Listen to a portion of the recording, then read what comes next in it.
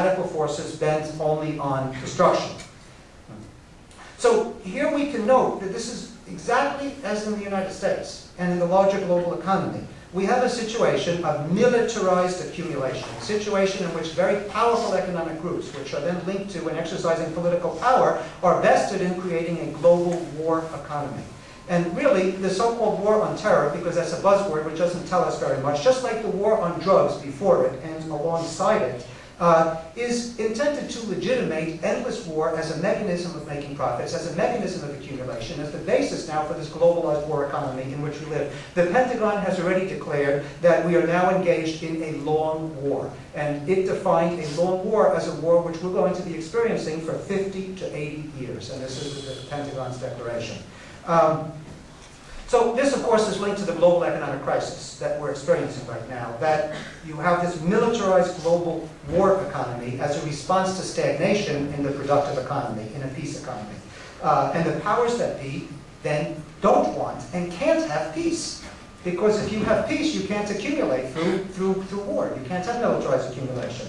So it's really in this context that then Israeli colonialism expands on the heels of globalization.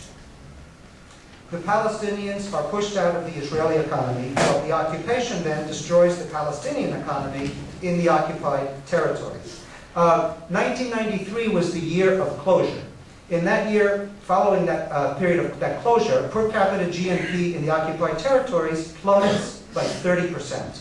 By 2007, there's 70% unemployment and poverty rates in the occupied territories, and an expanding humanitarian crisis. From 1993 to 2000, Israeli settlers in the West Bank doubles to 400,000, and by 2009, just last year, that reaches 500,000. There's a total takeover of Jerusalem, the creation of fortified suburbs, restricted access roads, security barriers, the apartheid rule. Really, as one observer put it, what we have from 1993 and on is a network of holding pens being constructed for millions of people who have become now categorized as surplus humanity. I want to quote to you from the leading Israeli newspaper, Haaretz, and this is from May 11, 2009. The journalist Amira Haas is writing, and I quote, "The security industry is an important export branch. Weapons, ammunition, and refinements that are tested daily in Gaza and the West Bank, protecting the settlements require constant development of security, surveillance, and deterrence equipment, such as fences, roadblocks, electronic surveillance, cameras, and robots. These are securities cutting edge in the developed world and serve banks, companies, and luxury neighborhoods next to shanty towns and ethnic enclaves where rebellions must be suppressed." And so here these equipment and the surveillance and this homeland security complex production is tested and deployed in the occupied territories before it's then exported to Latin America, to Africa, to the United States, and in fact very close to home, because these giant Israeli security military industries are getting the biggest contracts for building this wall between the US and Mexico. So colonialism, settlement, and conflict are now in the interests of the powerful political and economic groups in Israel, in turn tied to the United States and to the whole global economy. And given first, this marginalized surplus population, and secondly, given the vested interest in Israel that Israel has in a globalized war economy, we really need to ask, are Palestinians facing a slow-motion genocide? What is the real danger here of genocide? Now, obviously, nothing is inevitable. We write history as we go along, and we make history collectively. That is why the global community must mobilize, and now is the time to mobilize in support of justice for Palestine against the genocidal currents which are beginning to emerge on the basis of this structural context. Now is the time to act worldwide. Recall that I described Gaza at the time of the massacre as Israel's Warsaw. And now I want to read at some length from a speech I gave much later when the case against me was just winding down. This is late May of 2009. So I'm going to read at some length the context for that statement, which will then lead us into coming back to the theme of academic repression and repression of, against those that speak out against Israeli state policies on our campuses. And so this is from my previous speech. Clearly, drawing historical comparisons between Israeli state behavior and Nazi behavior is a very difficult thing for defenders of Israel to swallow. It touches a raw nerve, which indeed it should.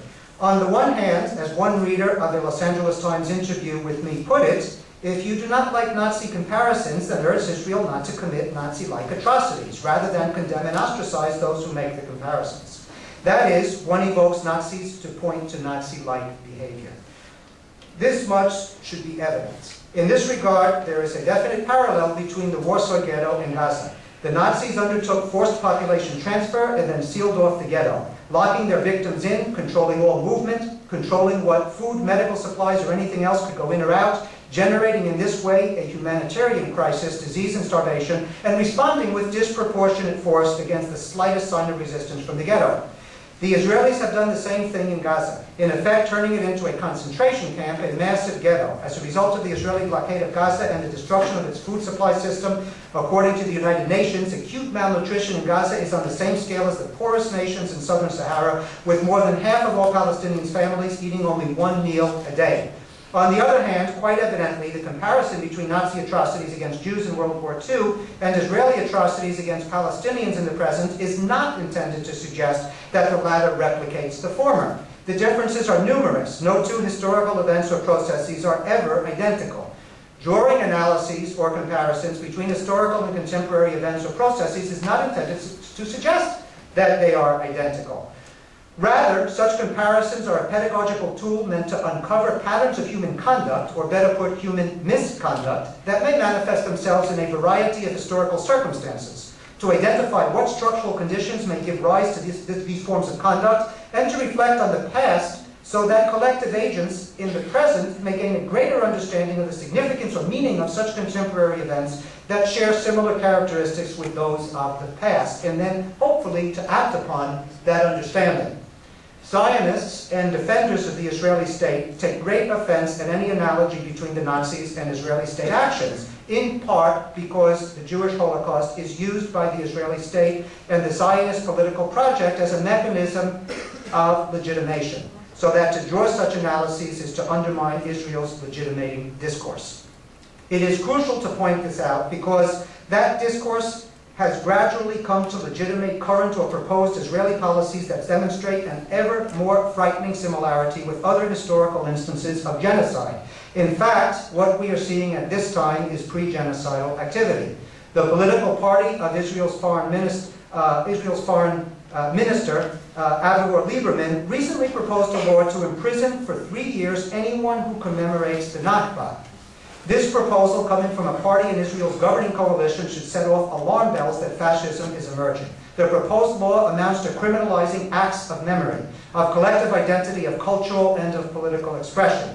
Imagine criminalizing black commemoration of slavery, or Indian commemoration of genocide in the Americas, or Jewish commemoration of the Holocaust. Lieberman has described Israeli Arabs as, quote, a dangerous fifth column, and has proposed that they be removed. Such a racist project of population transfer is all too similar to other historical and contemporary instances of ethnic cleansing and genocide, including the Nazi experience. Yet polls show that a solid majority of Israelis, 60%, now favor such forced relocation. This is but one more warning bell that a population who suffered the nightmare of Nazi extermination is now itself embracing fascist proposals. And so we see in these developments the pedagogical value of drawing analogies between historical and contemporary situations, as well as the ethical imperative that is revealed through such comparisons. The capacity to commit the atrocities associated with the Nazi Holocaust is within us all. Therefore, condemnation of oppression and domination cannot be selective. Either we condemn it in every instance, or we lose the moral authority to condemn it in any instance. If we condemn the Nazi Holocaust, we must also condemn what I have described as slow-motion Israeli genocide against the Palestinians. That these two events are not identical is irrelevant to the pedagogical purpose of the analogy or to the moral imperative that adheres to this comparison. The noted Jewish historian, Benny Morris, who is a professor at Ben Gurion University in the Negev and who closely identifies with Israel, gave a lengthy interview to